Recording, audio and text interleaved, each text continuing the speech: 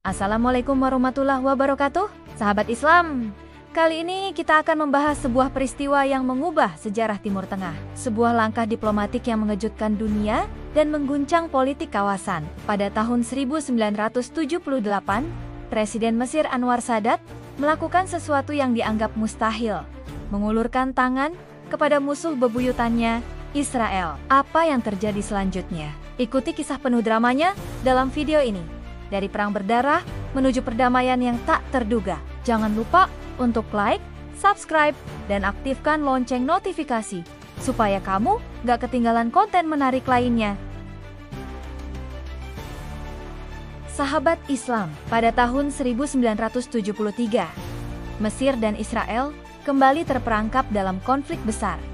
Dalam Perang Yom Kippur, Mesir bersama Suriah dan negara-negara Arab lainnya menyerang Israel dengan harapan merebut kembali wilayah yang hilang sejak Perang 6 Hari pada tahun ke-1967. Meski awalnya mengejutkan Israel, perang ini akhirnya berakhir dengan kebuntuan. Namun, bagi Presiden Anwar Sadat, kemenangan militer bukanlah solusi. Ia menyadari bahwa untuk mencapai perdamaian harus ada jalan diplomatik. Dengan tekad untuk mengakhiri siklus kekerasan, Sadat mulai mengubah arah politik Mesir. Pada tahun 1977, langkah berani Sadat menggemparkan dunia. Ia mengumumkan bahwa Mesir bersedia berdialog langsung dengan Israel. Keputusan ini tak hanya menantang konsensus dunia Arab, tetapi juga menghadapi ancaman besar dari kelompok-kelompok radikal di dalam negeri. Sadat mengundang Israel ke meja perundingan, mengajak mereka untuk memulai pembicaraan perdamaian, sesuatu yang tidak pernah terbayangkan sebelumnya. Pada September tahun 1978, setelah proses negosiasi yang panjang, Sadat bersama Perdana Menteri Israel, Menachem Begin, dan Presiden Amerika Serikat Jimmy Carter mengadakan pertemuan yang berlangsung selama 13 hari di Camp David. Di tempat yang penuh dengan ketegangan dan harapan ini, akhirnya tercapai perjanjian Camp David yang menyepakati beberapa hal yang krusial. Pertama, Mesir mengakui Israel sebagai negara yang sah dan sepakat untuk menjalin hubungan diplomatik resmi. Kedua, Israel siap mengembalikan Semenanjung Sinai, wilayah yang mereka ambil sejak tahun ke-1967. Ketiga, kedua negara sepakat untuk memulai kerjasama ekonomi, perdagangan, dan pertahanan demi perdamaian kawasan. Namun, langkah ini tidak disambut baik oleh sebagian besar dunia Arab, yang melihatnya sebagai pengkhianatan terhadap solidaritas Palestina dan perjuangan Arab.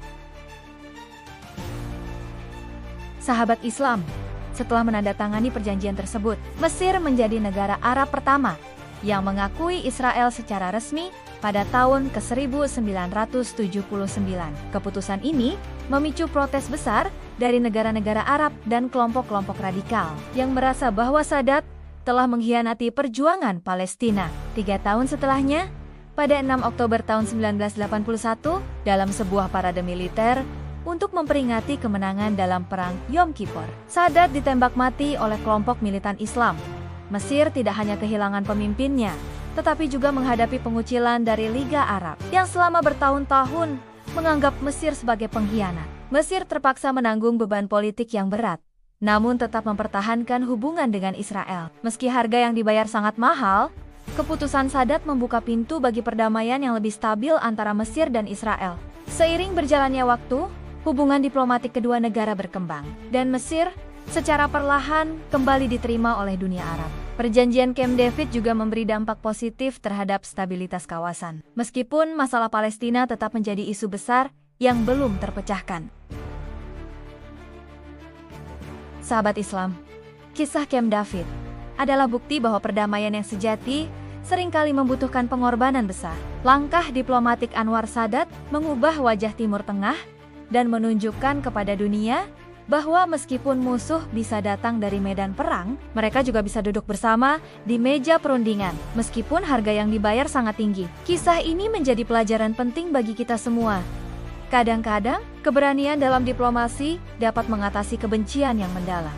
Terima kasih telah menonton. Jangan lupa untuk like dan subscribe agar kamu bisa mengikuti kisah-kisah sejarah penting lainnya. Jika ada pendapat atau pertanyaan, tuliskan di kolom komentar di bawah.